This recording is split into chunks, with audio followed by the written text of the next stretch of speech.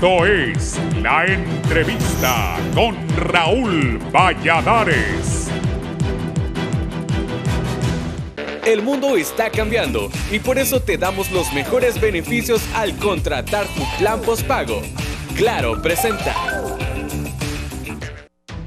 Pese al confinamiento obligatorio por la pandemia de la COVID-19 que prevalece en el país desde hace poco más de 6 meses, los escenarios violentos siguen generando luto y dolor entre la población hondureña, quienes observan diariamente cómo la criminalidad se prolifera a nivel nacional.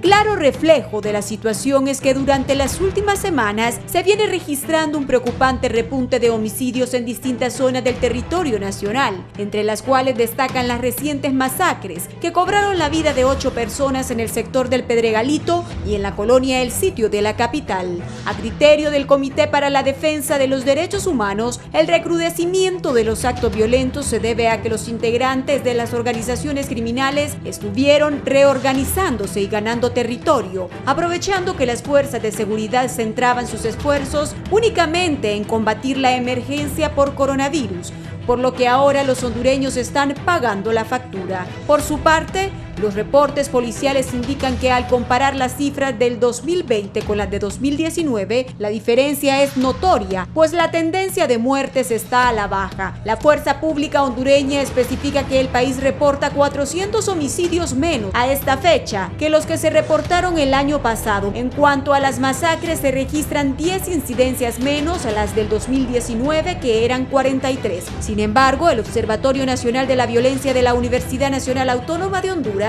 manifiesta que en realidad son 36 masacres y no 33, como asegura la Policía Nacional, lo cual proyecta un total de 9 homicidios diarios. Por lo tanto, su directora Migdonia Yestas asegura que este panorama debe instar a las autoridades a revisar las políticas de seguridad aplicadas. De la misma manera, detallaron que si el ambiente actual persiste, lo más probable es que Honduras cierre el 2020 con una tasa de homicidio de 45 por cada 100.000 habitantes. Cabe mencionar que en 2019 la tasa de homicidios fue de 44.7 por cada 100.000 habitantes, lo cual representaba un incremento del 3.3% en comparación al 2018. El mundo está cambiando y por eso te damos los mejores beneficios al contratar tu plan postpago. Claro presentó.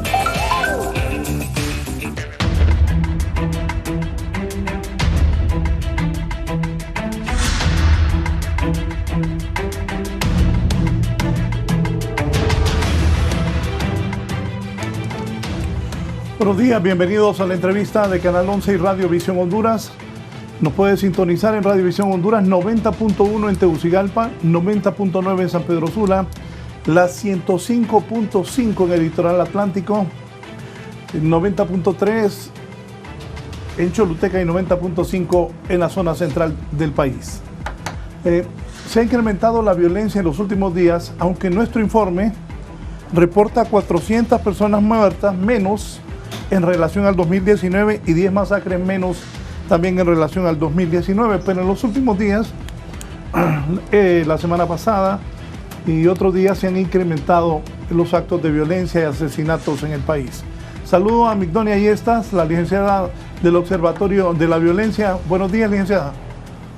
Buenos días y muchas gracias por la entrevista y sobre todo compartir esta preocupación que enluta a la familia hondureña, precisamente porque la violencia y la criminalidad nos afecta y sobre todo que debe de desarrollarse una intervención en seguridad pública, igual como se está haciendo en este momento en la salud, que hay muchas personas trabajando precisamente para el COVID-19 y no vemos la integración de todas esas fuerzas, incluida la Secretaría de Educación y la Secretaría de Salud, para evitar la pandemia que también es los homicidios, las muertes por causa externa, precisamente porque en este momento está cobrando más vidas que las que ha cobrado el COVID-19.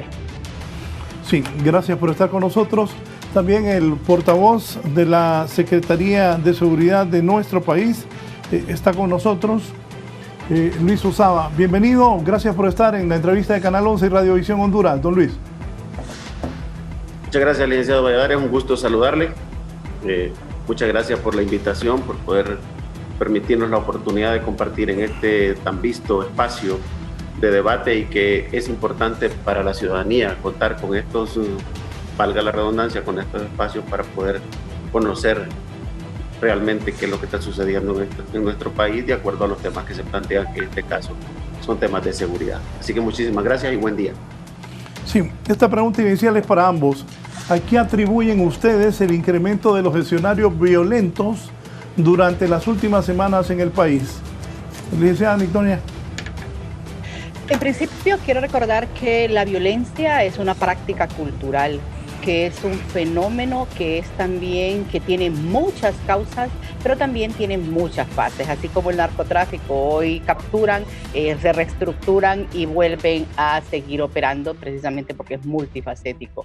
Además de que en esa cadena de valor negativo que han establecido, también se van evolucionando en esas estructuras criminales y desarrollando mayor acción criminal. Como ya decía, es una práctica cultural y se manifiesta no solo en el homicidio, que es la punta del iceberg que todos estamos viendo, pero también hay violencia doméstica que muchas veces, o a menos que se denuncie al 911, puede evidenciarse. Y vimos que en esta etapa de COVID hay más, en promedio 262 denuncias diarias. La violencia intrafamiliar, que se vuelve otro problema, el maltrato a menores también es un problema y básicamente tiene un foco común: mujeres, jóvenes, niños. Es parte del diario vivir, nos hemos acostumbrado a que sea parte de esa cotidianidad, desde el hogar, desde la escuela, desde los espacios donde trabajamos.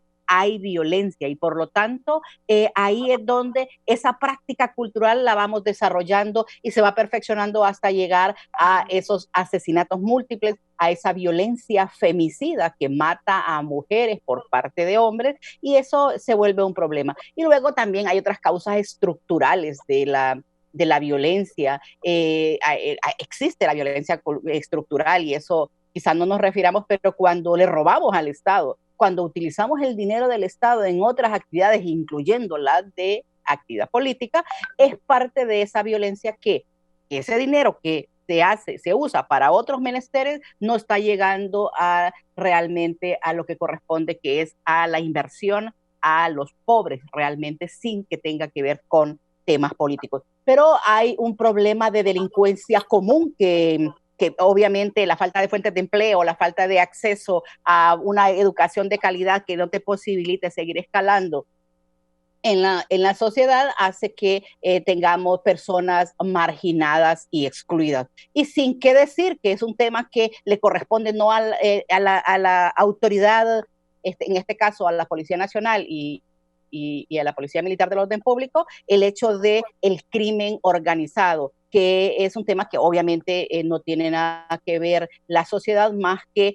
sufrir los embates de esta problemática. Ya lo hemos establecido, la percepción de la seguridad ciudadana, medido a través de una encuesta, establece que este país, a pesar de la reducción en el número de homicidios, es un país inseguro. Y a nivel de país lo sienten inseguro, con un 89.9% de la opinión de la ciudadanía, y que el barrio es el sitio más seguro. Por eso es que se vuelve un problema y siempre vamos a ver todas estas muertes violentas que vemos con horror, con miedo, con espanto, precisamente porque conmocionan a la ciudadanía y lo hacen que se replantee sus estrategias de seguridad. Es un problema que hay que atacar, por eso decía al principio, así como se está trabajando para el COVID-19, que lo están viendo como un problema de salud pública, los homicidios en este caso, que han muerto más personas que el COVID-19, por ejemplo, hasta el 16 de agosto habían 2020 homicidios, vea usted, y apenas estamos llegando a ese número de muertes por la COVID-19. Entonces, ahí es donde es necesario poder establecer estrategias que tengan que ver desde la acción de la seguridad pública hasta el acercamiento de la ciudadanía y sobre todo el trabajo que tienen que ver las alcaldías municipales, porque la seguridad también es un tema que ellos deben plantear en sus estrategias y en sus presupuestos. Por eso, en eso no quiero decir que solo es responsabilidad de, en este caso, que es la ciudadana, de la Policía Nacional, sino que es una estrategia de todos los ciudadanos. Por eso es que muchas veces esa violencia parece que se ha invisibilizado y que la hemos vuelto parte de. Es decir, mucha gente dice es que de algo hay que morir. Y eso no es cierto. Las muertes por causa externa son una pérdida para el Estado, precisamente porque no debieron morir, porque el Estado debe proteger la vida de las personas. O como dice el eslogan de la Policía Nacional, proteger y servir a la ciudadanía. Dígame algo, esas encuestas que ustedes realizan y esas investigaciones arrojan qué debe hacer la fuerza policial para mitigar este repunte de homicidios. Bueno, es una pregunta que no se hace porque estamos hablando de percepción de inseguridad y entonces preguntamos, en principio, ¿dónde se siente más inseguro? ¿Qué tipo de victimización tiene? ¿Cuáles? Hasta les preguntamos quiénes están vinculados con las actividades ilícitas. ¿Qué actividades ilícitas hay en ese microsistema que es la comunidad, el barrio y la colonia? También se pregunta cómo estará Honduras a futuro.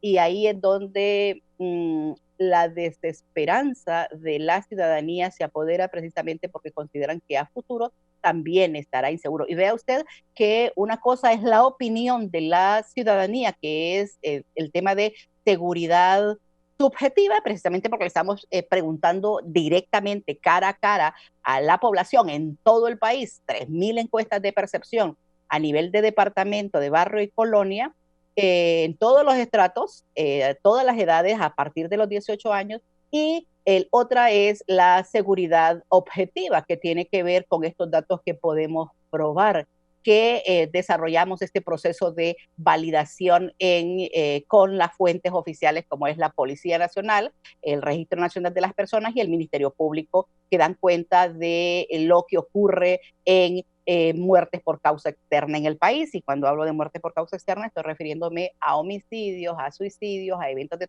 tránsito accidentales. Obviamente también revisamos muchas muertes naturales para determinar y para analizarlas según el dictamen médico forense, si pudo ser una causa natural o una causa externa. Sí. ¿Qué piensa de lo que está ocurriendo? La Secretaría de Seguridad, hoy representada por Luis Osama, y lo que ha dicho la licenciada Migdonia Ayestas. Sí, licenciado.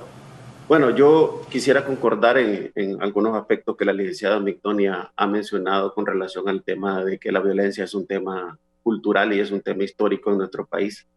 De hecho, esto ha venido sucediendo ya desde mucho tiempo. Sucedieron, digamos, picos de violencia que con rebrotes, digamos, con brotes fuertes de lo que es el crimen organizado en nuestro país, manifestándose principalmente en los años 2011, 2012, 2013, y eso desde a partir de ese momento con índices de 85 homicidios por cada 100.000 habitantes, 85 y 86 en algunos casos, pues se convirtió en un tema realmente intolerante para la sociedad, para el país. A partir de ese momento, pues ha venido haciéndose una inversión en esto, ese tema cultural arraigado en nuestro país, que principalmente se manifestaba principalmente por cuestiones relacionadas a problemas de convivencia dentro de las comunidades, fue extrapolado a la cultura de la organización criminal.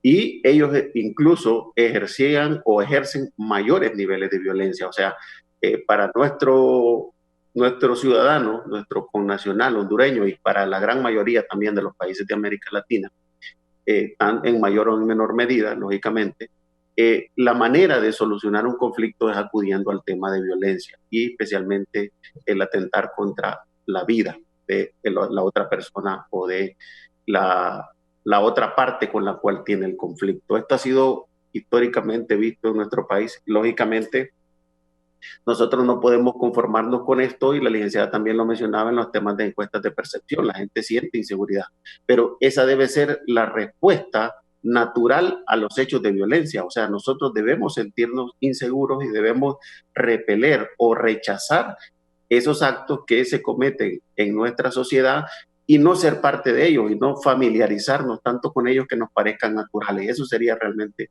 un problema mucho mayor.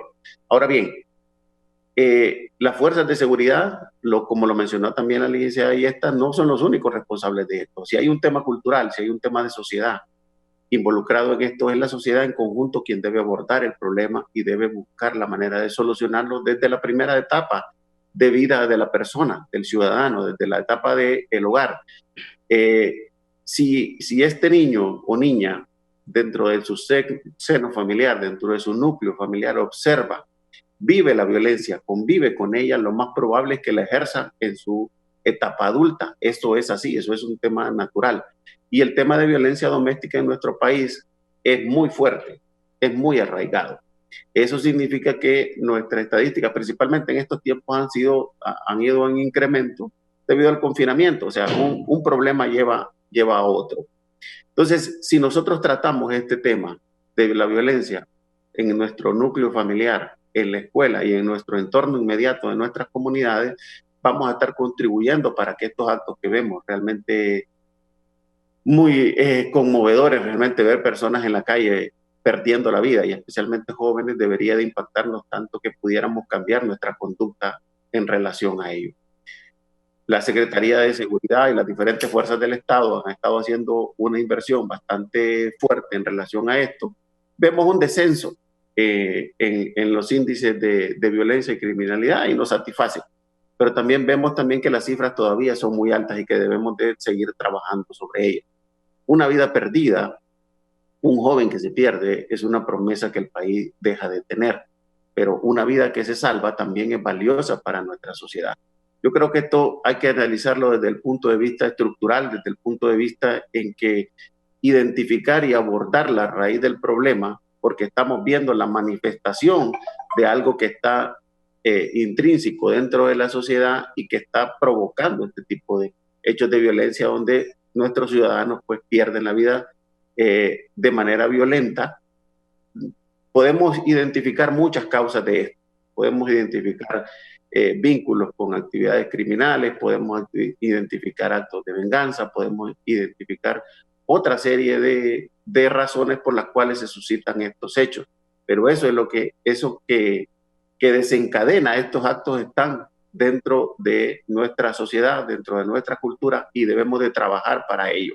Este es un tema muy importante, licenciado, y creo que el abordaje integral de este asunto es lo que nos puede llevar a seguir mejorando en esta situación de los índices de violencia y criminalidad en el país. Si Honduras continúa con esta tendencia, ¿cuál sería la proyección para fin de año? Esta pregunta es para ambos. Primero, la licenciada Yeftas. Bueno, hemos estado haciendo el análisis precisamente porque es una pregunta.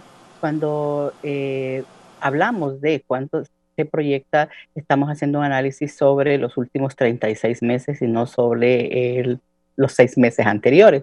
Y el año pasado, y ahí no queremos repetir el error, el año pasado, como ustedes bien lo decían, estamos cerrando con una tasa de 44.7, pero hay incorporaciones que se están haciendo a los datos que estimamos que va a cerrar en 45 por cada 100,000 habitantes el año 2019. 2019, 45 por cada 100,000 habitantes. Este año, con la disminución en la tasa, yo estimo que estará cerrando en 40 por cada 100,000 habitantes. Cuando hablamos de una proyección, también estamos diciendo que si las condiciones actuales se mantienen y vemos que las condiciones actuales que en estos últimos 2 meses han aumentado, especialmente con los homicidios múltiples, entonces vemos estos temas atípicos, porque siempre en los últimos meses de todos los años, o por lo menos en los últimos 3 años, si lo vemos, en promedio era 12, 16, 22 la tasa parcial de homicidios o tasa acumulada, y al final cerramos que el año pasado sufrió un leve aumento, pero hemos venido en una reducción importante desde el año 2011 con 86.5 por cada 100,000 habitantes hasta llegar a 45 el año 2019. Por eso es que es importante establecerlo, ya se ha establecido, hay más de 400 homicidios que se redujeron si lo comparamos con los datos del año pasado, y esto obviamente tiene que ver a proyección de una tasa de homicidios. En promedio serán 40, la tasa de 40 por cada 100,000 habitantes, lo que estará cerrando el año, para dar un número. Obviamente eso tiene que ver con lo que ocurre y los contextos como están ocurriendo en el país. Por eso es que la labor de la Policía Nacional, los entes investigativos como la TIC, como la DPI, y las acciones también que la Policía Nacional con la Policía Militar del Orden Público están desarrollando para el control y la disuasión del delito son importantes, porque eso en buena medida también se establece una reducción en la tasa de homicidios y en el número, obviamente, que es el número que sirve para ese indicador.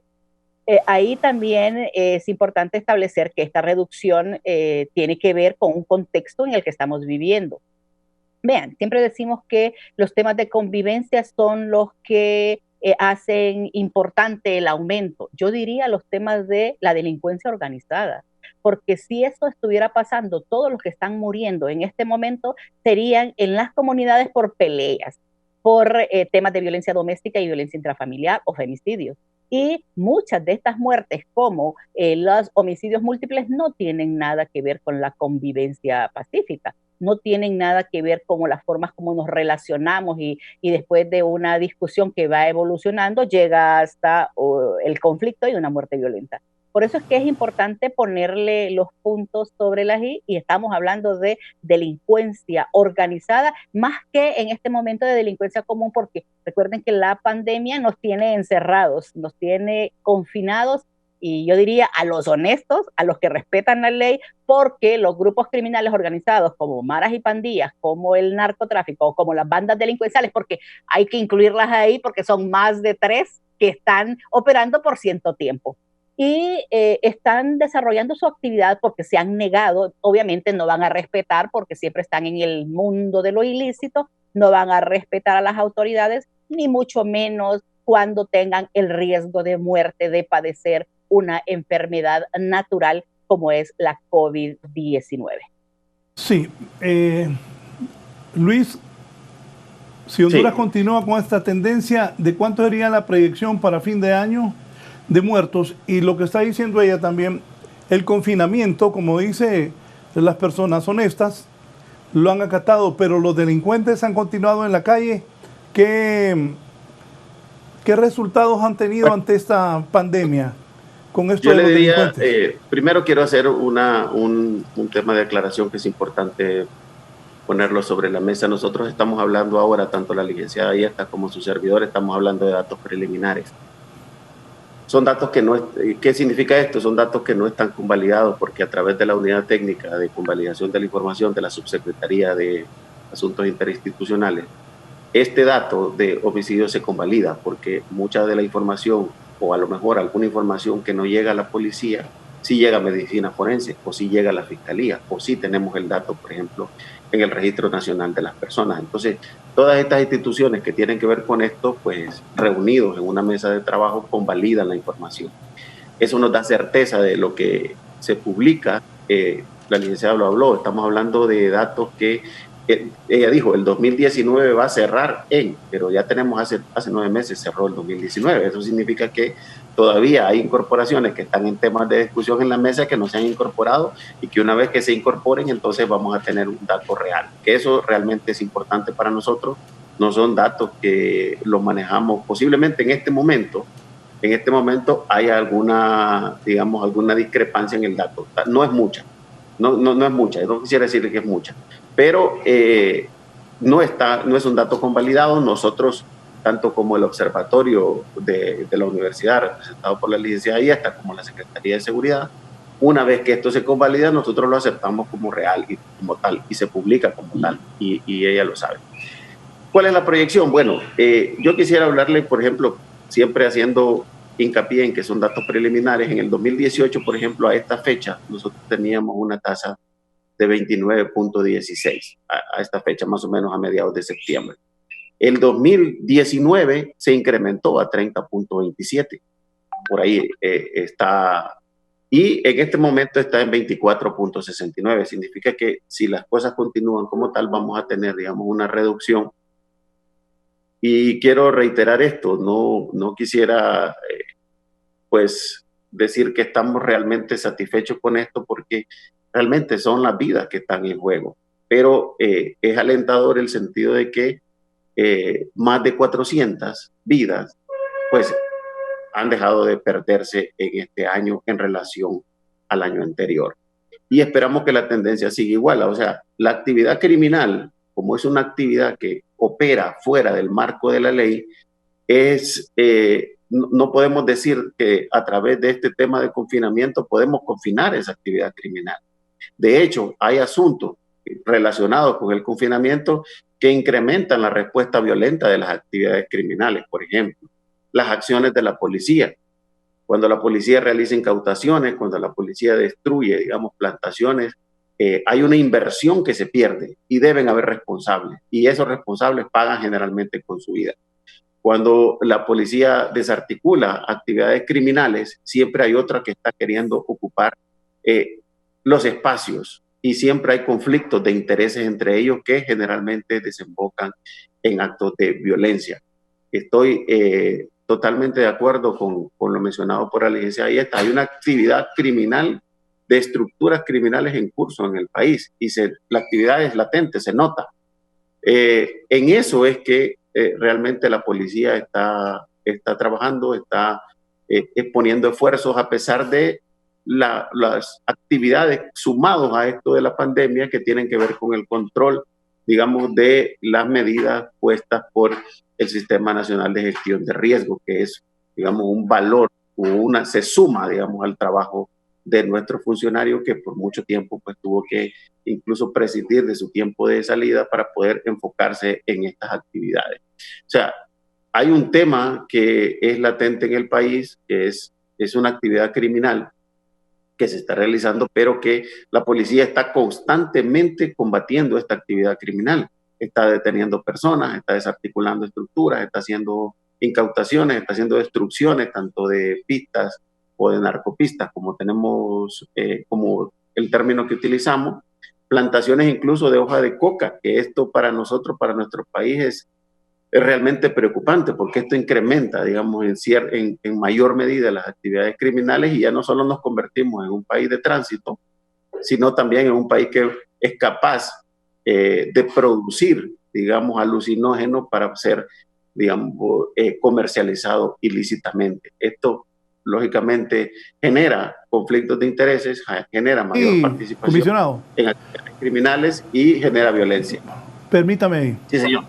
Lo que usted está diciendo, yo lo pensé el día que vi esa plantación de coca allá en Colón. O sea que plantan la hoja de coca como que están planteando maíz o frijoles.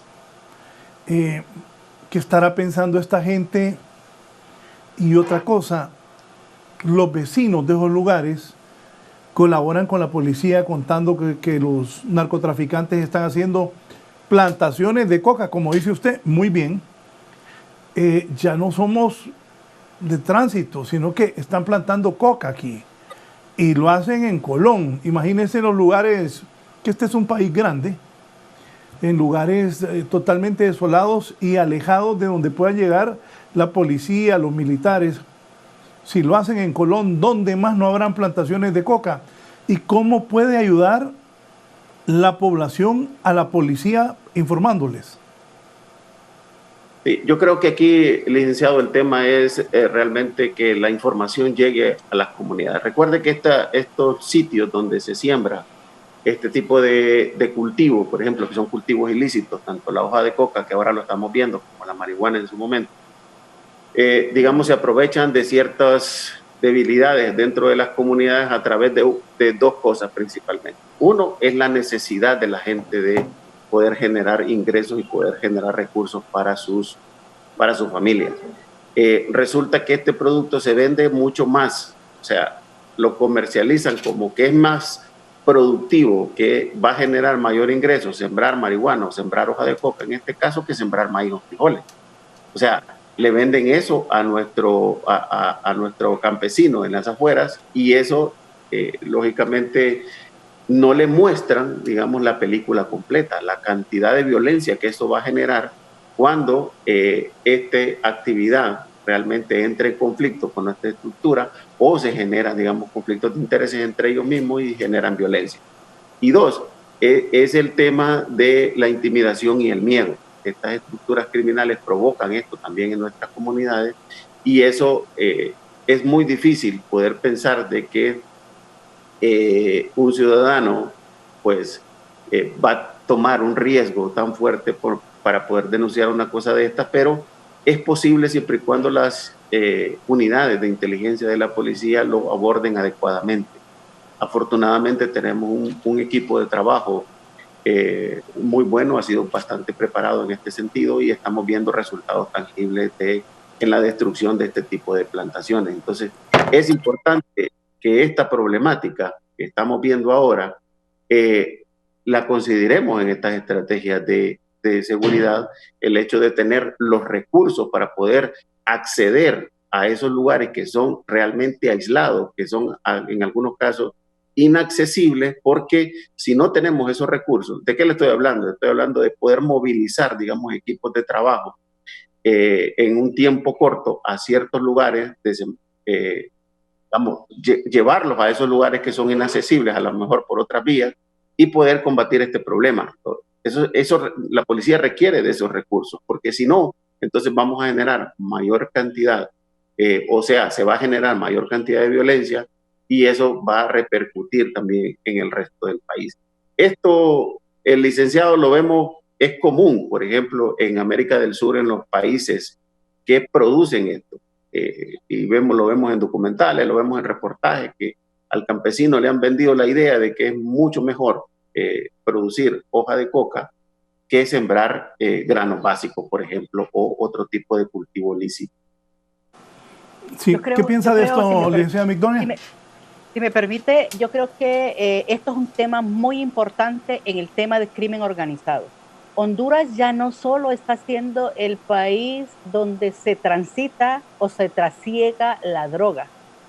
Y con los reportes de Nueva York establecemos que las autoridades brindaron seguridad, y precisamente por eso hay tantos extraditados policías, ¿no? Más de 5, digo porque creo que son 7.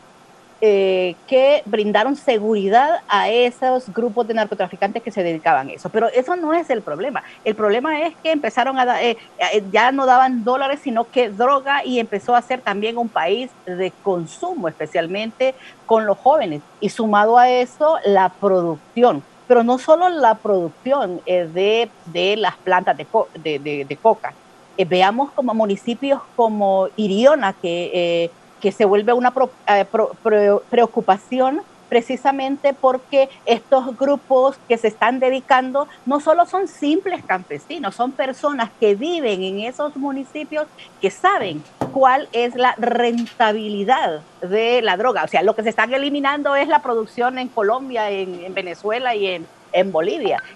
Y bueno, en Perú también, están haciéndola aquí precisamente para cortar en esa cadena. Pero la construcción de pistas, que eso debería de tener radares específicos, especialmente en esta zona del norte y sobre todo en Gracias a Dios, donde son esas zonas despobladas, que se vuelve toda una preocupación, sumado a los narcolaboratorios que se han incautado. Todo esto es en vista de todas las incautaciones o las destrucciones que han hecho y que he visto. Miren, en el tema del narco ya solo falta que nos igualemos a Colombia y a México en hacer películas. porque ya los niños quieren parecerse a los napos, el Señor de los Cielos, el Señor de Señores, el no sé qué, que se vuelve una preocupación. Y es toda una cadena de producción hasta llegar a la promoción de la misma. Hay más valor en los narcotraficantes en este momento que en los ciudadanos honestos. Y ahí es donde está el problema, porque volvemos al tema de qué le estamos enseñando a los niños. Y me refería a Iriona. La pregunta es, ¿hay un destacamento policial o un destacamento militar en esa zona para que brinde seguridad y supervise lo que está pasando ahí? La respuesta será no, y eso lo podrá contestar Osaba. Entonces ahí se vuelve un problema porque se vuelve tierra de nadie, igual que en estos barrios violentos que están permeados por las maras y las pandillas, que son desde que aun cuando hay postas policiales o militares en esa zona, los mareros son los que imponen su ley y ordenan qué hacer y qué no hacer y hasta qué horas entrar y qué horas salir de esos municipios. Eso se vuelve un problema. Pero el narcotráfico se está volviendo una preocupación constante. Vea, la primera incautación o la primera destrucción de planta de coca fue en el 2014 en Lempira. Y vea usted, estamos pasando de Lempira y ahí también destruyeron un narcolaboratorio. Y ya lo vemos en Estados Unidos, lo que se está hablando del departamento de Lempira y con el hermano del presidente. Entonces, esto todo es una preocupación porque es un vínculo común que se está desarrollando y que es necesario decirlo y sobre todo establecer estrategias para poder seguir destruyendo toda esta actividad criminal y sobre todo reduciendo a la ley a estas personas que quieren vivir a costa de un ilícito y dañando a la población. Es un problema que se requiere mayor contundencia de todas las instituciones que trabajan el tema de seguridad, en este caso seguridad pública, para que se pueda desarrollar acciones que tengan que ver con desalentar a la población, a esas zonas, el cultivo. Pero sobre todo, que no se habló es que en zonas como Iriona lo que están haciendo es expropiando, que ya lo hicieron en Lloro y tenemos un alcalde privado de libertad, expropiando a los ciudadanos honestos de esa zona, a los garífunas sobre todo, de muchas de esas propiedades precisamente para la siembra. Por eso es que no siempre van a encontrar el dueño de la propiedad, porque se las están quitando, los están amenazando para que no vivan ahí. Bueno, también no solo es el cultivo de la hoja de coca, sino la Policía Nacional y los organismos de investigación han desbaratado laboratorios en el país, comisionado Osaba. Sí, así es, licenciado. Ya la Policía Nacional, como le digo, nosotros tenemos una dirección que es la Dirección Nacional Antidrogas, que pues es una unidad realmente de reciente creación, pero que sus resultados son visibles y son tangibles hasta este momento. Ellos han estado haciendo un trabajo principalmente orientado a esto, licenciado. Mire, hay mucho tema de circulación de droga en el país, narcomenudeo, o sea, hay presencia de droga prácticamente en todo el territorio nacional. Pero hay temas que realmente se necesita incorporarle mucho más valor que esta problemática del consumo de las personas. Esto significa que esta dirección está orientada principalmente a esas grandes estructuras y a esos grandes proyectos de producción de droga en el país. Y esto lo hemos estado observando. Y es necesario que este tipo de problemática, como ustedes lo apuntaban muy acertadamente, hay que ponerle mucho, hay que focalizarlo muy bien en el sentido de que esto puede generar, digamos, una problemática mayor en el país.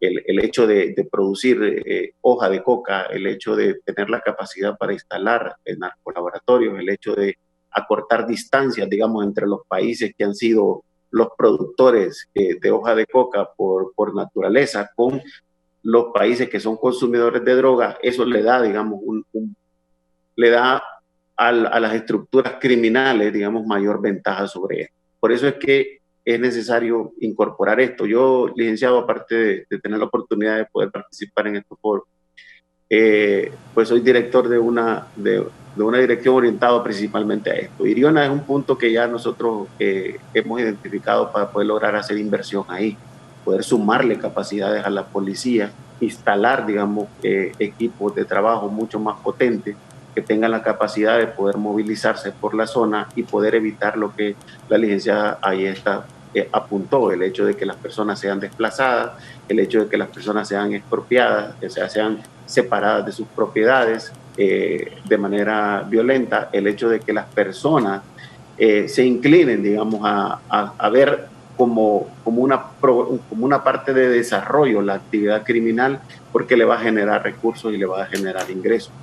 Realmente esto tiene que ver mucho con el tema de los valores y lo que nosotros estamos, que es lo que nos impone, digamos, la sociedad en este sentido. Sí, denme un minuto que tengo a Jorge Martínez desde Santa Rosa de Copán. Don Jorge, buenos días. Buenos días.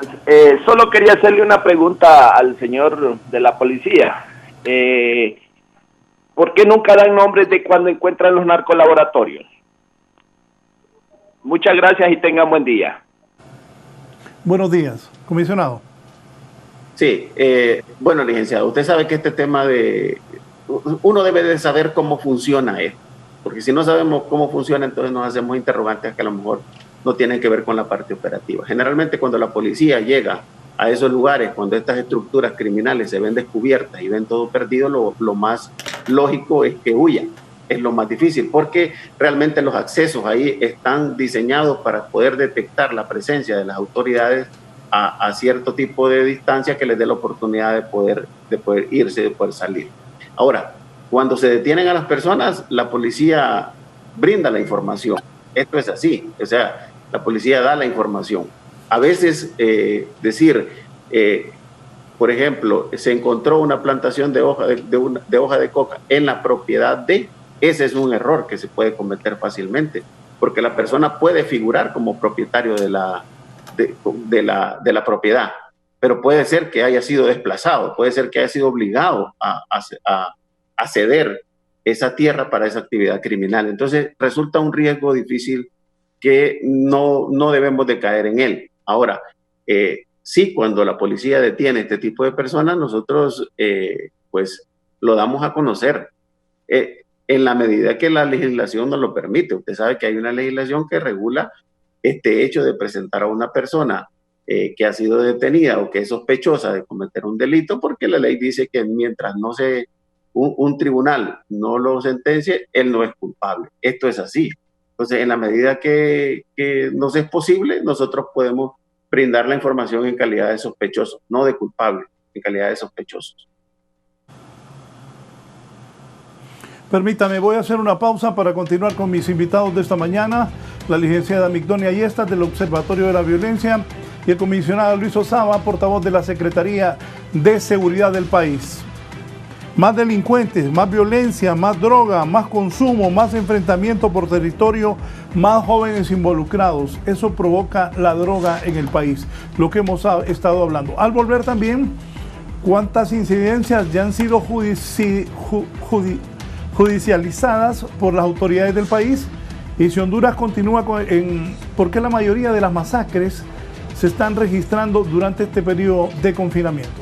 El Consejo Nacional Electoral de Ecuador pidió a la ciudadanía mantener el cuidado personal y cumplir las recomendaciones de las autoridades sanitarias, como portar mascarilla para evitar un aumento de contagios del nuevo coronavirus en las elecciones generales del 7 de febrero. La presidenta de ese organismo, Diana Atamaint, declaró en una rueda de prensa con corresponsales extranjeros que la mejor vacuna, el mejor tratamiento es usar la mascarilla, el cuidado del distanciamiento social y el lavado de manos o desinfección con alcohol. No hay una fórmula mágica, todo dependerá de que todos los ciudadanos respetemos estas medidas. Destacó que aparte de ello se pedirá que cada uno lleve su bolígrafo y se impedirá el acceso de más de una persona a los recintos electorales.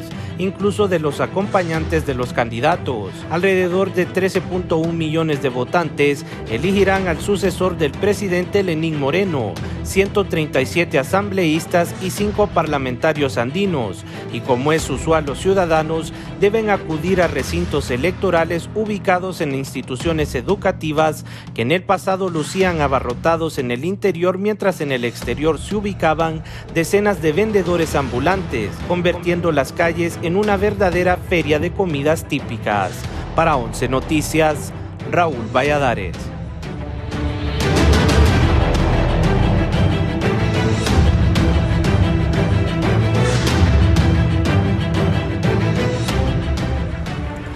Continuamos en la entrevista de Canal 11. Decía yo, esto de la droga, ahora cultivada y con laboratorios, la policía ha destruido plantaciones de coca en el país y también laboratorios, pero en La Mosquitia, en esos sectores lejanos, no podemos desconocer que esto sigue.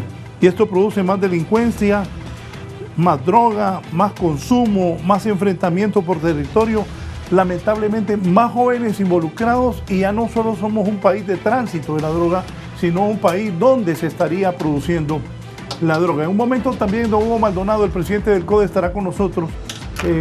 Me hizo unas observaciones durante la pausa y vamos a aprovechar. Sobre esto, Migdonia, ¿qué piensa de que ya no solo, usted misma lo decía, somos un país de tránsito, sino que aquí mismo se cultiva y se procesa la cocaína? Y el miedo también de que el incremento en el país podría suceder. Para el caso en el Atlántico de Honduras, no podemos desconocer que ahora la ciudad de Puerto La Ceiba, antes una ciudad eminentemente turística, ahora es una ciudad con alta incidencia de homicidios. Licenciada. Mire, yo me estaba riendo porque debemos aprender los hondureños a tener memoria histórica, y solo así no podemos repetir todos los hechos que repetimos y que nos los vuelven a contar como que son los mesías o los salvadores. Yo recuerdo cuando iba a mesas con el gobierno y cuando decíamos estas cosas. Por eso es que me gusta conversar y estar en una mesa de discusión como Sabas, porque podemos entendernos, porque el fin último es mejorar la situación de este país o hacer conciencia sobre lo que está pasando. Y decían los buenos hondureños y los malos hondureños, y nos ponían en esa disyuntiva. No había un color mezclado entre el negro y el blanco, los contra mí y los conmigo. Y obviamente, y ustedes saben que tenemos un montón de gente en las redes sociales que están defendiendo o atacando. Y así discurre este país. Nos retratan en el mundo como un país, bueno, desigual, ya lo sabemos, violento e inseguro, ya sabemos también, tasa de homicidio arriba del 8.8 por cada 100.000 habitantes, aunque hayamos tenido todo un descenso, que es importante, pero todavía estamos en ese trabajo de mejorar para reducir la tasa de homicidio. Un país corrupto, y ahí para hablarlo de la impunidad que preguntaba antes, el índice global de impunidad establece que Honduras tiene la más alta tasa de impunidad, colocándolo en el antepenúltimo lugar de 68 de 69 con 59.7%, que el promedio de ese porcentaje es 39.9%. O sea, estamos arriba del promedio, 20 puntos porcentuales. Y lo que nos dice ese índice, que es de una universidad de México, que el funcionamiento deficiente y desigual del sistema de seguridad y justicia. Por eso es que la evaluación por resultados, por eso es que en esa nueva dirección, dirección de antidrogas que está creando la Policía Nacional, la DIDAPOL va a tener un asunto importante que es supervisar que el trabajo, la gestión por resultados de ese trabajo, para que no hayan vínculos con el narcotráfico de esos policías que van a estar ahí. Y porque no crean que es que esto lo estoy hablando de Honduras, la DEA acaba de estar enjuiciando por 15 delitos a la esposa y a él mismo de un agente antidrogas que estaba apostado en México, que es de Puerto Rico, porque se lió, se juntó con los narcotraficantes en Colombia. Se vuelve un problema cuando no se supervisa y no se evalúan estas instituciones o estas unidades que al final dan más problemas que otra cosa. Ya decía, la violencia sigue siendo una de las principales preocupaciones del país.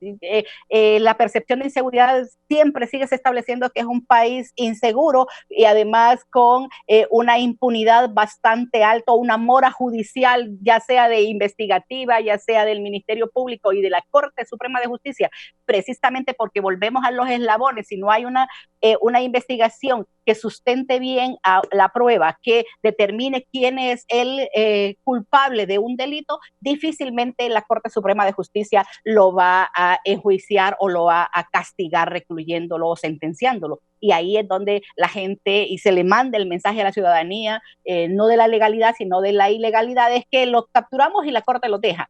Obviamente, así se sustenta bien la prueba, no los va a dejar libres la Corte Suprema de Justicia. Por eso es que hay alta impunidad en este país, que se estima entre el último estudio de 86 al 96%. Si es en el caso de femicidios, por ejemplo, que es un tema que nosotros damos muy seguimiento precisamente porque es una violencia cultural patriarcal y que afecta principalmente a las mujeres, y en Honduras a cada día está perdiendo la vida una mujer, desde que el 2013 que se crea la adición al Código Penal, solo hay 3 casos enjuiciados por femicidios. Obviamente hay por asesinato, pero por femicidio solo 3 casos. Y eso solo demuestra con resultados qué es lo que está pasando en el país. Obviamente ustedes saben que no digo las cosas por decirlas, sino que tengo que tener las suficientes pruebas para poder confirmarlo. Y eso se vuelve toda una problemática. En homicidios múltiples nos retrata eso, donde ocurren esos homicidios múltiples es principalmente en los lugares donde todo el tema de bandas criminales, maras y pandillas, narcotráfico está presente, pero que también demuestra todas las muertes violentas que ocurren. En el municipio del Distrito Central son 14 homicidios múltiples con resultado de 52 víctimas las que han ocurrido en este municipio del Distrito Central, Comayagüela y Tegucigalpa, seguido de San Pedro Sula, que han ocurrido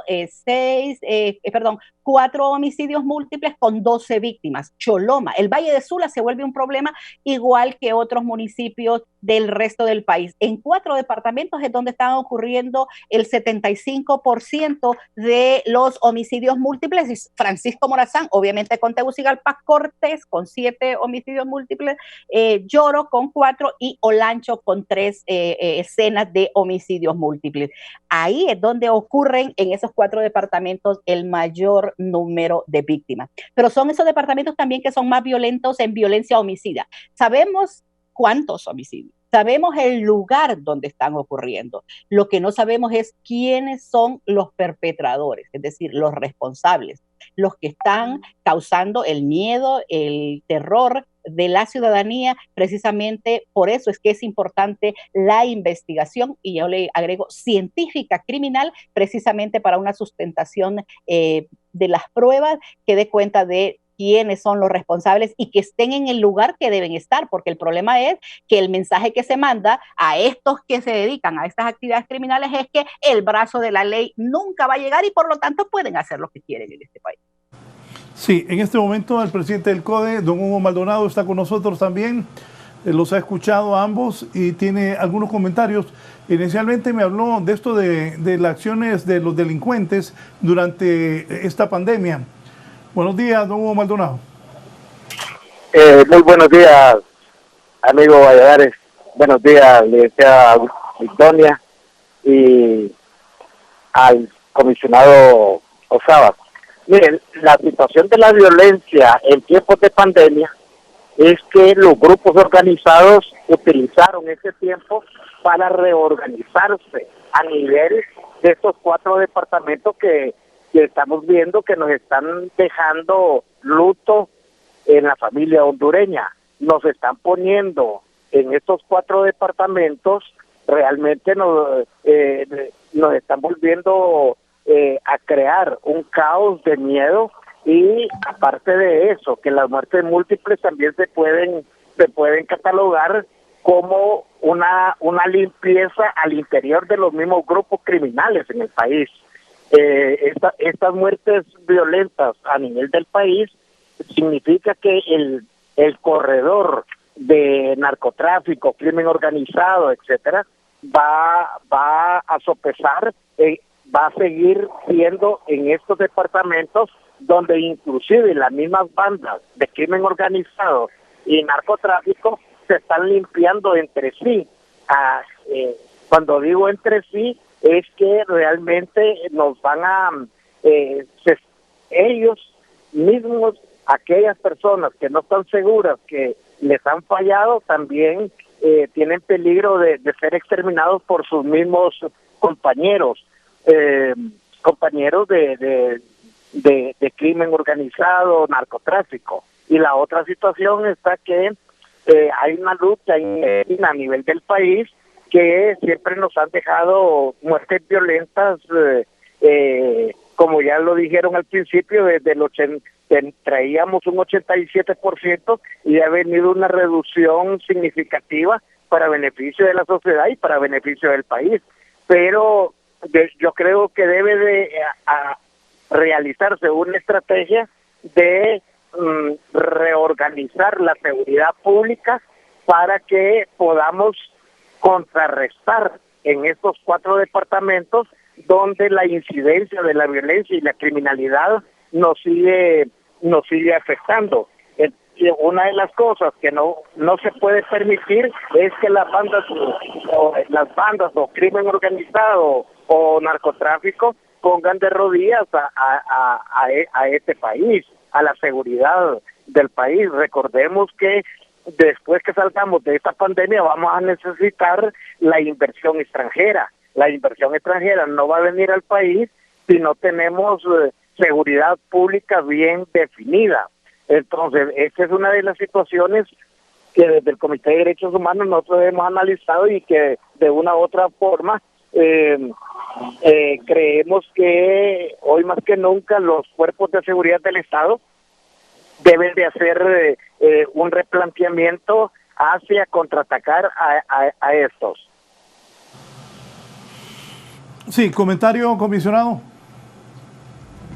Sí, licenciado, sí me gustaría hacer unas valoraciones con relación a esto, y es el tema, lo mencionó el licenciado Maldonado, el tema de la reorganización. Yo quisiera dejar aquí por sentado que el tema de la comisión del delito, el delito es dinámico, el delito cambia, muta, se mueve, las fuerzas de seguridad salen por un lado y él busca salir por otro. Es un tema, es una constante en el combate al delito y la criminalidad, como también es una constante la reorganización de las fuerzas de seguridad. Nosotros hemos visto en los últimos años una reorganización de la seguridad del país, o sea, la creación de nuevas fuerzas, la creación de nuevas unidades orientadas, digamos, a delitos, combate de delitos específicos. También dentro de la Secretaría de Seguridad nosotros hemos experimentado una reorganización, y lo mencionó la licenciada Yestas también, el tema de las unidades antidrogas. Son unidades que asumen un riesgo muy alto, estamos conscientes de eso, que asumen un riesgo muy alto, pero la visión de la policía verdaderamente ha cambiado, en el sentido de que nuestros órganos de control, como nuestro centro de credibilidad y confianza y la DIDAPOL en este caso, ya no son nuestros enemigos, ya son nuestros aliados. O sea, nosotros vivimos, licenciado, un proceso de depuración muy duro, muy difícil. Todos lo sufrimos, lo sufrieron nuestras familias. Fue un hecho bastante fuerte para nosotros. No lo queremos volver a vivir en la misma magnitud, lo cual significa que la institución debe ser capaz de poder identificar a los miembros que se salen, que empiezan a operar o salen a operar al margen de la ley, para poder identificarlos, para poder sacarlos de la estructura organizacional de la policía y para poder llevarlos ante los tribunales de justicia. El asunto, licenciado, no es que ocurran, digamos, desafueros por parte de los funcionarios vinculados a actividades criminales, sino cómo la institución responde ante eso, cómo la institución es capaz de mantener, digamos, una depuración constante y permanente de sus miembros en aras de que estos no se involucren en actividades criminales. Entonces, el tema de reorganización de la seguridad, el licenciado Maldonado lo mencionó muy bien. Ahora, hay un tema también importante, que muchas veces la actividad criminal genera violencia, pero también la no actividad criminal también genera violencia, porque ellos deben de generar recursos, de generar ingresos. Entonces, cuando no es posible generarlo, entonces hay otros mecanismos por los cuales, como dice el licenciado, a veces incluso sucede a lo interno de las mismas organizaciones criminales, entre ellos mismos. O sea, es un hecho que vale la pena analizar desde el punto de vista de la criminología, el comportamiento del delito, y en base a ese análisis del comportamiento del delito, cómo van a operar las fuerzas de seguridad del Estado. Nosotros hemos estado en un proceso de fortalecimiento en el sentido de que la depuración, digamos, es la parte visible de un proceso de reestructuración interna de la Policía Nacional. También se ha estado invirtiendo en el tema de nuevos procesos de formación, tanto de nuestros oficiales como de nuestros policías. También se está invirtiendo en el tema de la dignificación del servicio del policía, el dotarle al policía de mejores recursos para poder hacer su trabajo, no exigirle que vaya a un lugar si no tiene los medios como moverse. Por eso le reitero que el tema de recursos en este problema del cultivo de la hoja de coca es fundamental para la institución. Necesitamos esos recursos para poder movernos de manera más eficaz y eficiente, poder identificar esto antes de que la problemática crezca y se vuelva un problema que desborde la seguridad del país. Hemos estado también invirtiendo en el tema de la investigación criminal, licenciado. Estamos buscando pasar de la prueba testifical a la prueba científica. Ese es un proceso que no sucede de la noche a la mañana, pero la policía ha estado invirtiendo en esto. Eso para nosotros resulta ser muy importante porque el combate a la impunidad, eso es uno de nuestros objetivos. O sea, es muy difícil a lo mejor prevenir un acto de violencia que sucede a lo interno de estas bandas criminales o contrabandas criminales contrarias. A lo mejor resulta ser mucho más complicado si no se tienen los medios de información adecuados.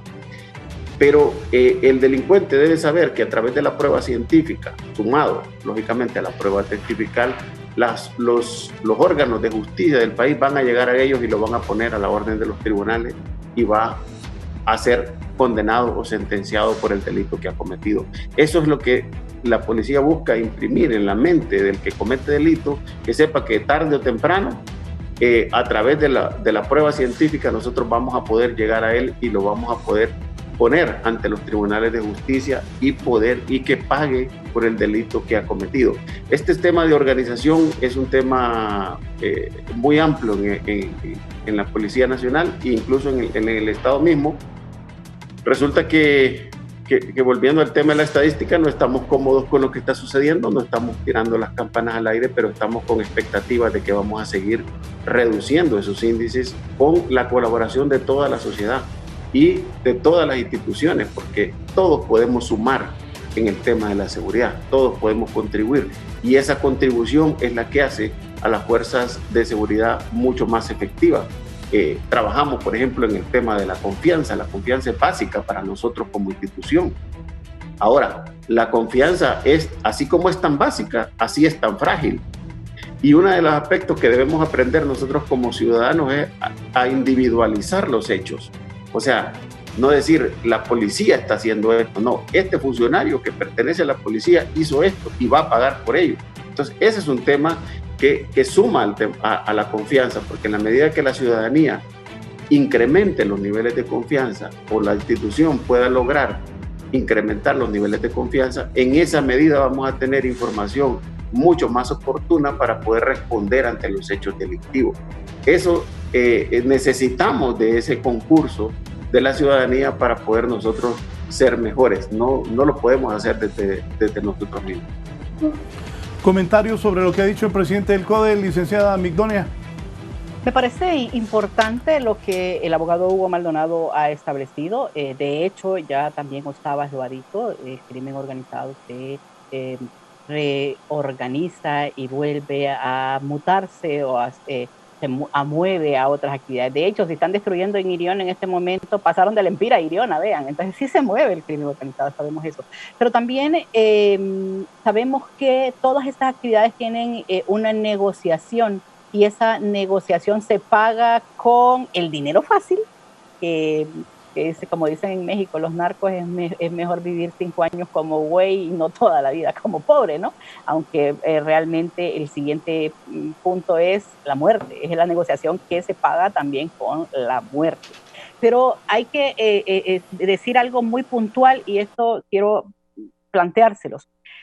Esta actividad criminal, esta inseguridad que se vive en el país, también se puede ver como un negocio para actividades ilícitas, para poner negocios, y ya hay muchas de estas operaciones que ha hecho el Ministerio Público, la Policía Nacional y la Fuerza Nacional Fusina, que ha desarticulado muchos de las negocios, y puedo decir algunos.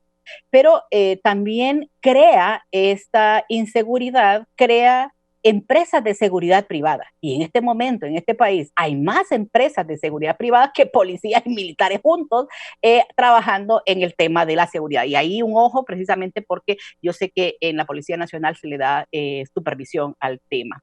Pero es que ahí lo que se hace es vender seguridad a las empresas, seguridad privada a las personas que quieren andar con guaruras ahí. También es otro tema de que con el tema de la inseguridad se ganan o se pierden candidaturas municipales y presidenciales. Y ustedes mismos lo saben. Pero también se invierten, y ya lo vimos en un caso de aquí de Francisco Morazán, que está privado de libertad el alcalde, que se invierte para potenciar candidatos. Ya vimos también que con el dinero del crimen organizado se financiaron campañas, y no lo digo yo, lo dicen en Nueva York todas las declaraciones. Y por favor, no me digan que son delincuentes, porque cuando interactuaron con ellos creo que no lo eran. Pero también se amenazan y se potencian políticos. Por eso es que es importante no ver la seguridad como un asunto de control y disuasión del delito, es también verla como un tema de prevención de la violencia. Y cuando hablamos de la violencia, podemos hablar de la violencia estructural, pero también de la violencia cultural. Y esto es parte de lo que la cultura nos está diciendo. Los políticos no les importa llegar como sea solo por ostentar el poder, porque aparte de ganar como diputado 120,000 lempiras, que en sueños lo ganaríamos el resto, todas las negociaciones y todo el poder que conlleva estar ahí. Por eso es que es importante que este tema no solo se ha visto desde la policía o desde los militares. Buena parte ya hemos hecho y hemos avanzado en que la policía sea civil, que los municipios, muchos de los municipios como en la zona norte, que estaban permeados con el narcotráfico, ya entiendan que la seguridad es un asunto que nos conviene a todos y que trabajar es importante, pero también la evidencia, como ya lo decía Osabas, es importante, precisamente el permitirnos que decir estas cosas. Luego, en el tema de la confianza, recuerden que ya lo decía, se gana, se tiene o no se tiene, se gana o se va trabajando para ir avanzando. En este momento están aplazados. Las instituciones del Estado, según la encuesta de percepción, y aquí quiero dar los datos, el que más porcentaje que la población le da, obviamente, menos del 32%, es a la policía militar de las Fuerzas Armadas. Luego a la Fusina.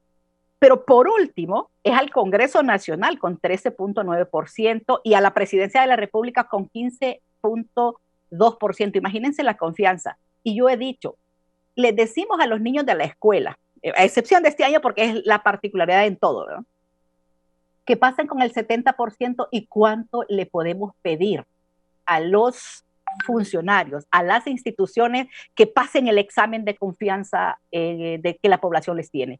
Ahí tiene que ver la impunidad, la violencia, el miedo, la percepción de confianza que la gente tiene, y la victimización. Cuando esta confianza dice, y le preguntamos, si usted es víctima de un hecho delictivo, ¿denuncia o no denuncia? Y si lo denuncia, que son bien pocos, ¿cuál fue la respuesta? Me pedían pruebas, todavía estoy esperando, no hicieron nada, lo capturaron y lo dejaron libre. Esas son las respuestas de la ciudadanía. Por eso es que este tema de confianza es bien importante, como ya lo decía Osabas, trabajarlo para que se pueda mejorar. Pero solo se mejora cuando los funcionarios están presentes en la problemática y dan respuesta o soluciones. Es decir, en el caso de el sistema de seguridad y justicia del país es, después de un hecho, investigar, judicializar y mandar a donde corresponde a la persona que cometió este delito. Y así es la forma como la gente va a tener más confianza. Es decir, gestión por resultados, se llama eso, al fin y al cuenta. Porque de lo contrario vamos a seguir diciendo lo mismo y realmente cansa estar diciendo lo mismo cuando no se toman las medidas. Y bien lo decía Osaba, que las instituciones se vuelvan parte, amigas, así como están en este momento, que todos los días tenemos esa aburrida cadena de televisión diciéndonos cuántos son los cuántos son los de la COVID, cuántos murieron, cuántos están infectados, y al final deberían mandarnos un comunicado y no gastar el recurso del Estado haciendo esas cadenas. Pero bueno, esa es la estrategia. Y deberíamos tener una estrategia así, Osabas, todos los días diciendo, miren, murieron 9 diarios y esto es lo que estamos haciendo, esto es lo que está haciendo, esta es la estrategia que estamos haciendo en seguridad para que no mueran tantos, porque en este país están muriendo más en homicidios que en la COVID-19. Ahí es donde está el problema. ¿A dónde le ponemos los puntos sobre las i a las cosas? Como es un tema de moda también, tenemos que poner de moda el tema de la seguridad, porque en eso establece la vida o la muerte de las personas. Y no tienen idea, muchas personas que solo nos escuchan, qué doloroso es saber que a un familiar de uno lo mataron y todavía no hay respuesta de las autoridades, y menos una información a la familia que diga qué es lo que está o cómo están los procesos. Ahí es donde hablamos de esa policía más cerca de la ciudadanía, que es lo que necesitamos. Miren, yo estuve en Argentina y de hecho estamos asesorando a muchos de regiones de Argentina en una investigación sobre femicidios, pero en un trabajo sobre el tema de seguridad. Y lo hacemos a través de los observatorios regionales o nacionales que hay en los demás países donde somos parte.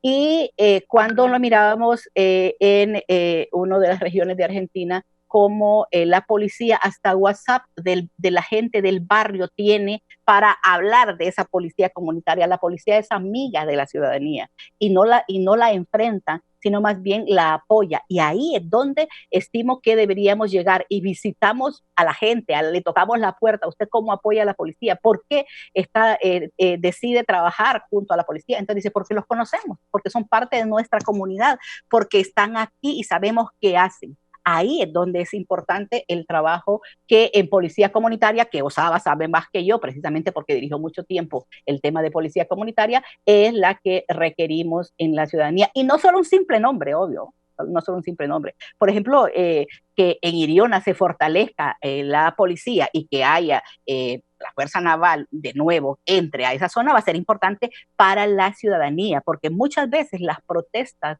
que hay sobre eso es por los grupos delincuenciales que quieren que no esté las fuerzas de seguridad pública presentes en una zona, porque es más fácil operar si no están, ¿no? Obviamente, pero la presencia de la autoridad es importante para garantizar la seguridad de las personas y sus bienes. Voy a hacer una pausa para venir con las conclusiones de mis invitados, pero antes voy al volver de la pausa, presentar al periodista Giovanni Villalobos sobre esto que estaba hablando la licenciada Migdonia Yestas, los femicidios. Pues continúa ensañándose sobre las mujeres hondureñas. Tendremos datos sobre el asesinato de una mujer en aparente estado de gestación. Esto ocurrió en el sector del Manantial de Comayagüela. Entiendo, esta es una colonia que está en la salida carretera del sur. Ya que Eli Olivera se puso pilas, me dice que esta colonia, el Manantial, no es la que está en la salida al sur donde vive Fernando Arteaga, sino que es por el Lolo, en la salida al sur es la residencial Manantial. Esta es por el Lolo, donde una mujer, pues, lamentablemente, en estado de gestación, ha sido asesinada. Voy con Giovanni Villalobos. Giovanni. Gracias. Muy buenas, licenciado Raúl Valladares y gentiles televidentes de la entrevista. Nos ubicamos aquí en la zona del Manantial, que es una de las colonias de la zona conocida como el Carizal número 1, donde pues desconocidos han acabado con la vida de una fémina se ha conocido que fueron dos disparos, dos impactos de bala que pues acabaron con la existencia de esta fémina que no es de esta zona. Por tal razón no se ha podido, no se ha logrado identificar porque tampoco anda documentación. Nos vamos a acercar aquí a la subinspectora para que nos dé algunos preliminares. Buen día, subinspectora. ¿Qué es lo que se puede decir de este deceso? Está como desconocida la dama. Está como desconocida ya que al parecer no hay ningún familiar, ¿verdad? Si ustedes pueden observar en la escena, ningún familiar ha venido ni nada por el estilo. Y las personas que viven aquí la desconocen porque dicen que no es del sector. ¿Qué es lo que se sabe? ¿No se sabe quién la trasladó a este sector? No, todavía no, porque eso fue en horas de la madrugada que hicieron el hecho, ¿verdad? De que vinieron a matar a la joven acá. Y al parecer podrían ser pandilleros que vinieron a este sector. Ahora, eso es alguna de las hipótesis. Alguna de las hipótesis que manejamos, ya que recuerde que estamos divididos en dos sectores, entonces por ende unos vienen de arriba y otros suben. Y pues eso es lo que manejamos en sí. ¿Se descarta que la señora estaba embarazada? Sí, se descarta porque no, el médico forense nos hubiera dicho y no está embarazada. Bueno, ¿hay alguna acción que ya se emprende a partir de este momento por parte de las autoridades encargadas para dar con el paradero de las personas que acabaron con la vida de la dama? Correcto, ahí ya se encontraron algunas huellas también y se van a hacer las investigaciones correspondientes en el caso. ¿Su nombre es, subinspector? Marcela Rodríguez Molina. Gracias, la subinspectora Marcela Rodríguez Molina, quien nos da cuenta de este deceso. Se descarta que la dama esté embarazada, así lo han manifestado los médicos forenses a la subinspectora. Fue en horas de la madrugada, nadie vio nada y eso es lo que podemos informar desde este lugar. Yo retorno con ustedes a los estudios centrales de la entrevista. Muy buen día, licenciado. Buenos días, Giovanni. La subinspectora Marcela Rodríguez Molina dice que la mujer que han encontrado asesinada en el manantial por el Lolo no estaba embarazada.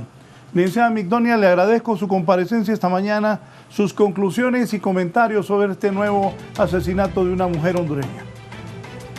Hay que recordar que la violencia contra la mujer y los femicidios son una manifestación de las relaciones de poder. Y ahí hablamos del que puede y el que no puede, el que es el que domina y el que es sumiso.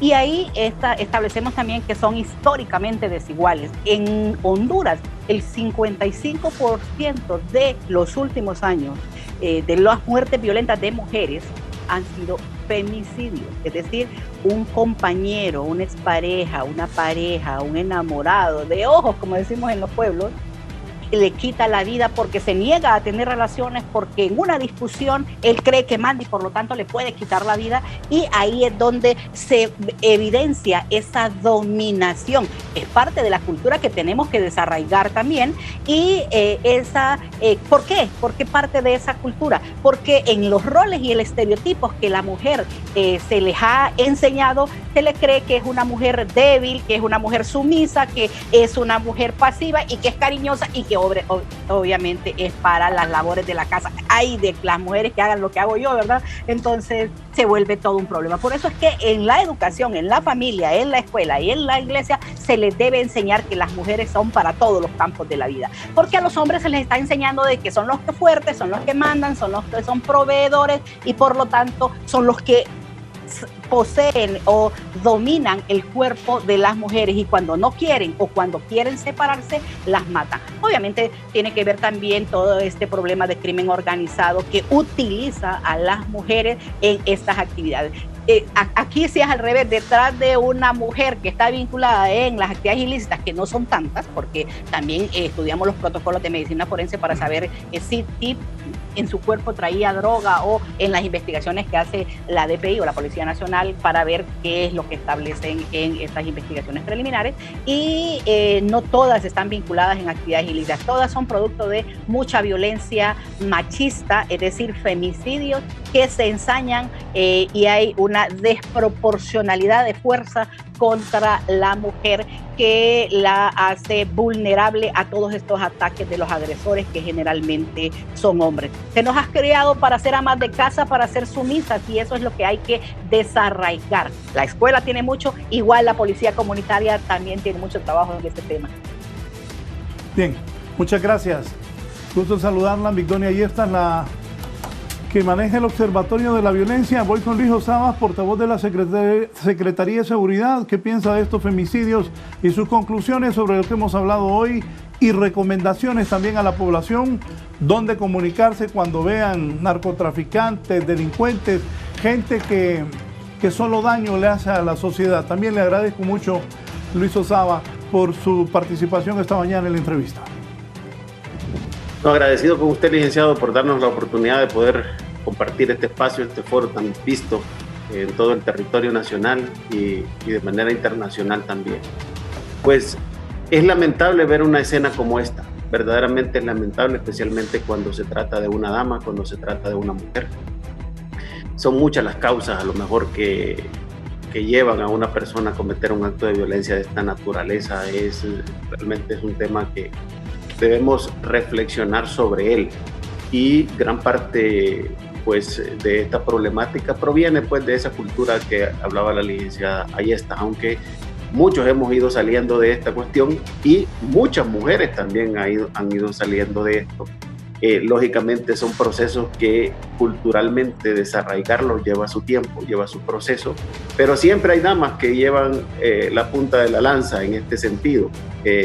Van abriendo espacios, van abriendo caminos para que van siendo ejemplos para que otras mujeres los puedan seguir, y así como otros hombres puedan seguir una conducta de respeto y de valoración, no solo por el hecho de ser mujer, sino por el hecho de ser un ser humano también con derechos y con deberes dentro del estado en el que nosotros vivimos. Licenciado, tenemos expectativas, le reitero esto, lo mencioné anteriormente, no estamos tirando no estamos haciendo fiesta por lo que está sucediendo, pero estamos con expectativas de que los índices de violencia y de criminalidad van a seguir bajando en el país paulatinamente, que la institución está siendo formada para poder responder adecuadamente a estos procesos para enfrentar este tipo de violencia, estas estructuras criminales, y que en el país, sumado a todo un esfuerzo de sociedad, a todo un esfuerzo de cultura, a todo un esfuerzo de funcionarios que trabajamos para el gobierno y para el Estado de Honduras, en la medida en que nosotros tomemos las decisiones correctas, en esa medida nosotros vamos a ver una mejora sustancial en las condiciones de seguridad de nuestro país. Las cosas fáciles se pagan caras. Eso debemos de tenerlo muy claro, y eso es lo que nosotros pretendemos ahora desde la institución, que podamos ser capaces de responder adecuadamente ante esta problemática y podemos sumarnos a los esfuerzos que la sociedad hace para mejorar las condiciones de vida en nuestro país. Yo le agradezco la invitación, agradezco también a la licenciada Ayesta, porque siempre tenemos estas conversaciones que son productivas, que son con la vista puesta en construir y no en destruir, y eso es lo más importante para nosotros, y muy agradecido con ambos, y un saludo pues a toda su teleaudiencia. Muchas gracias a usted, al director de Modernización y Cooperación Externa del Ministerio de Seguridad, don Luis Osaba. Gracias por su participación. Vamos al norte. Ayer pasamos como un imprudente conductor de un carro rojo lo fueron a buscar a la casa y el hombre sigue escondido. Los familiares, gracias a Dios, del que conducía el carro han asumido la responsabilidad de la curación, la hospitalización de la niña y sus dos padres, que fueron embestidos ayer en la carretera que de San Pedro Sula conduce a Puerto Cortés. Pero esa fue noticia todo el día, que dimos desde muy temprano, pero la gente no hace caso. Y me dice Herlin Díaz que los accidentes de motociclistas en San Pedro Sula siguen a la orden del día. Herlin, adelante en San Pedro Sula. Muchas gracias, licenciado Raúl.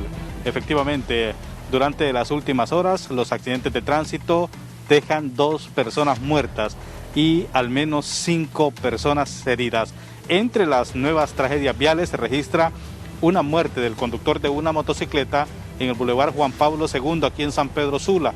El accidente se dio entre dos motocicletas, con tan mala fortuna que una rastra pues le pasó por toda la cabeza a uno de los jóvenes conductores de este tipo de vehículo, matándolo de forma instantánea.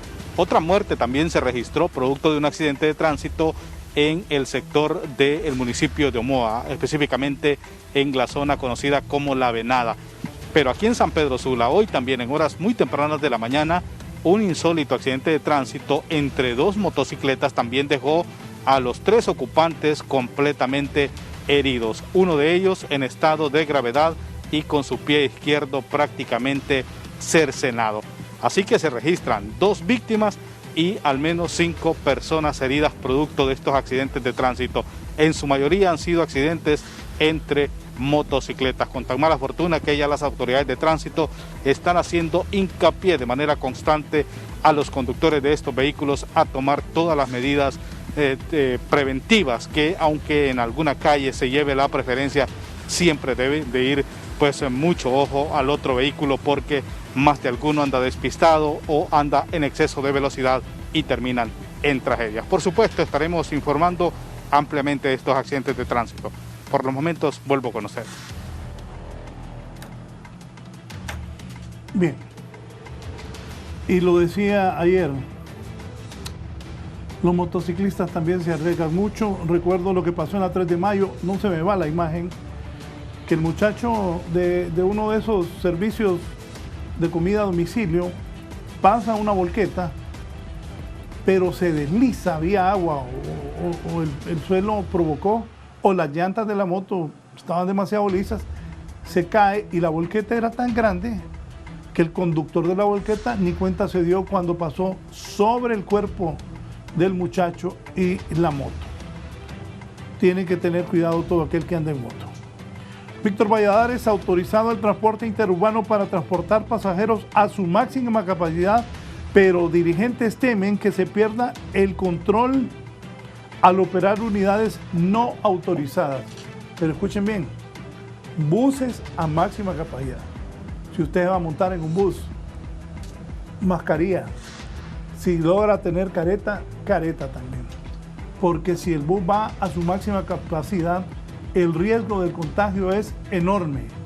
Se necesita que la gente trabaje, pero también a tomar estas medidas para no infectarse del coronavirus. Víctor. Muchas gracias, licenciado Raúl Valladares, y me acompaña don Alan Sierra. Hay que recordar que ellos fueron de las primeras rutas del transporte interurbano que empezaron operaciones. Don Alan, hasta este momento, ¿cuáles son los resultados que podemos destacar? Buenos días, licenciado. Mire, la verdad es que hasta el momento hemos tratado de hacer las cosas bien y creo que lo hemos hecho bien. Puedo decirle una cosa que es muy importante. Hasta la fecha no hemos tenido en ningún empleado de las empresas que empezaron el pilotaje y que están trabajando en base a los protocolos de bioseguridad que haya un empleado positivo. No hay, ¿verdad? Y nosotros estamos cumpliendo. Claro, obviamente estábamos trabajando al 50%, ya se nos autorizó a las primeras empresas que hicieron el pilotaje o que hicimos el pilotaje el poder incrementar la capacidad. ¿Qué nos han pedido? Que sigamos pidiendo lo que es la mascarilla y que ahora agreguemos la careta, ¿verdad? Eso se está haciendo. Pero ¿qué pasa? Hay usuarios que están utilizando ciertas empresas en las cuales no están cumpliendo ni los protocolos de bioseguridad y ni siquiera usan la mascarilla. Entonces, ustedes han escuchado de que los médicos están preocupados y nosotros también estamos preocupados porque al tratar de hacer y al hacer las cosas bien tenemos temor de que si hay un repunte, la culpa venga hacia el transporte. Pero hay una realidad, antes de que el transporte empezara a operar, ya la gente se estaba movilizando y se movilizaba en una manera, ya sea en pailas, ya sea en carros particulares. Entonces nosotros consideramos que si las autoridades controlan el transporte, la pandemia se puede controlar, ¿verdad? Sí se puede hacer, pero el problema es que si no hay ningún tipo de control, entonces ahí sí puede haber un caso y podemos ser los, por así decirlo, los culpables, aunque realmente no lo seamos en totalidad, de que hay un incremento en los casos positivos en el país. Muchas gracias, don Alan Sierra, pues dándonos su punto de vista y ya confirmándonos entonces en efecto que ellos ya pueden operar sus unidades con el 100% de los usuarios y esto lógicamente guardando todas las medidas de bioseguridad ya recomendadas. Este es mi contacto, yo regreso con usted al set principal. Bien, gracias. Es de sentido común. No había visto yo la entrevista que estaba haciendo Víctor, pero sí decía que la gente va a tener que usar caretas en esos buses y peor cuando vayan totalmente llenos, porque el coronavirus sigue y sigue matando gente. 14 mató el fin de semana y sigue incrementando. Ayer informábamos que en Europa y en España se están preguntando qué hicimos mal. Ya están cerrando nuevamente bares y lugares donde concurre mucho la gente o reduciendo la cantidad de personas que puedan ingresar a centros de diversión porque el coronavirus sigue haciendo estragos en España y los jóvenes siguen llevando la enfermedad a casa, dañando a los adultos mayores y a los adultos. Kimberly, ¿cómo está el coronavirus? Adelante. Muy buenos días, licenciado Raúl Valladares, y me comenta la máster en epidemiología Miriam Aguilera que todavía no hemos llegado a la cúspide del COVID-19 en el territorio nacional. ¿Es así, doctora? Bueno, buenos días. Si nosotros observamos los porcentajes de positividad que tenemos ahora, pues son similares a los que teníamos por ahí por el mes de abril, mayo, cuando empezó a subir, y ahí se empezó a presentar el mayor número de casos. En tal sentido, hoy estamos como también la curva epidémica va hacia arriba, y podemos decir también que la transmisión del virus ha sido activa estos meses. El virus nunca se detuvo, siempre hubo esta transmisión, por lo tanto estamos pensando que este número de casos va a subir porque estamos en porcentajes de 40 hasta 50% en los informes de SINAGER, pero no así en las pruebas rápidas que hacen los triajes o alguna empresa privada, laboratorio privado. Entonces, donde la positividad inclusive es mayor. Hemos tenido hasta de un 69%. Aquí en Tegucigalpa hubo un triaje que la semana pasada informó porcentajes de positividad de 83% en las pruebas rápidas, y lo estamos viendo ya entonces en los informes de SINAGER, porque también a algunos de ellos se les ha tomado muestras. En tal sentido, es preocupante el momento que estamos viviendo, porque la población debe ser muy responsable con su protección. Bueno, también podemos observar la mortalidad. Si usted observa, la mortalidad, todos los días en los informes hay muertos. Por supuesto, algunos de estos no son del día o de la semana, podrían ser de 2 semanas atrás, porque los resultados podrían estar trabajándose ahorita de algunas 2 semanas atrás. Sin embargo, los resultados de esta semana y la semana anterior son muestras recientes, ¿no? Y eso también debe llamarnos la atención. ¿Por qué? Porque la mortalidad igual sigue presentándose personas que fallecen por esta enfermedad, porque llegan tarde a los hospitales, porque las personas se confían y bueno, no van al triaje cuando tienen una sintomatología general, por ejemplo. Hay que acudir. ¿Por qué? Porque cada cuerpo humano es diferente, el sistema inmunológico suyo no es el mismo que el mío. Yo no sé, si yo supiera que me va a ir bien con el coronavirus, pues me quito la mascarilla, ¿no? Pero no es así, y depende de las cargas virales que yo reciba también. Entonces, por eso alertamos a la población que no se confíe si tiene un síntoma general, que vaya al médico para que lo revise, para que le hagan una prueba, y evitar caer a la fase pulmonar, y evitar caer en una sala de hospital. Entonces, le alertamos a la población para que tenga los mismos cuidados, ya que el coronavirus se sigue transmitiendo de igual manera. Aparte, esto fue cuando empezamos a salir fines de semana, vimos un aumento. Ahora vamos a salir 2 dígitos, estamos saliendo. ¿Qué va a pasar si no tenemos las medidas? Entonces, la población debe preocuparse por cuidarse a ella y a su familia. Sí, muchísimas gracias a la máster en epidemiología Miriam Aguilera, alertando a toda la ciudadanía en general que el COVID-19 sigue ahí y que puede transmitirse de una persona a otra. Con estos detalles, licenciado Raúl, yo retorno con usted a estudios principales. Bien, Kimberly, máster en epidemiología, Miriam Aguilera. Si ya no le hacemos caso a gente que sabe de esto, que tiene la preparación, la señora ha dicho de que la cúspide del coronavirus en Honduras no ha llegado. El coronavirus sigue infectando gente todos los días y siguen muriendo hondureños todos los días. Por rato siento que nos estamos confiando. Pues no nos engañemos. El fin de semana fueron 14 los muertos. Hay que tomar todas las medidas de seguridad y ahora que hay más gente en la calle, cuidémonos más. Esa es la realidad, porque está el coronavirus, el dengue, el chikungunya, todo esto mata. Así que no piense que el coronavirus ya se fue. Y si va para la calle, tome sus medidas. Y todo aquel que tenga la posibilidad de no andar en la calle ni en lugares donde está lleno de gente, pues mejor no lo haga por su bien. Un pequeño descuido, como dice la doctora, máster en epidemiología, el sistema inmunológico de cada uno de nosotros es diferente y es como una lotería. Esto lo hemos hablado con muchas personas, que a una persona le pega y no siente nada, pero a otro le pega y se muere. Así que a cuidarnos todos. Los invito a seguir en sintonía de Canal 11. Gracias por estar con nosotros siempre en la entrevista. A las 12 estaremos nuevamente con las informaciones con nuestra compañera Kelly Olivera, que ya está produciendo lo que será el noticiero del mediodía junto a Isabela Chávez. Las dos ahí sentadas pensando para informarles lo más importante que ocurre en Honduras y el mundo. Buenos días, gracias y que estén bien.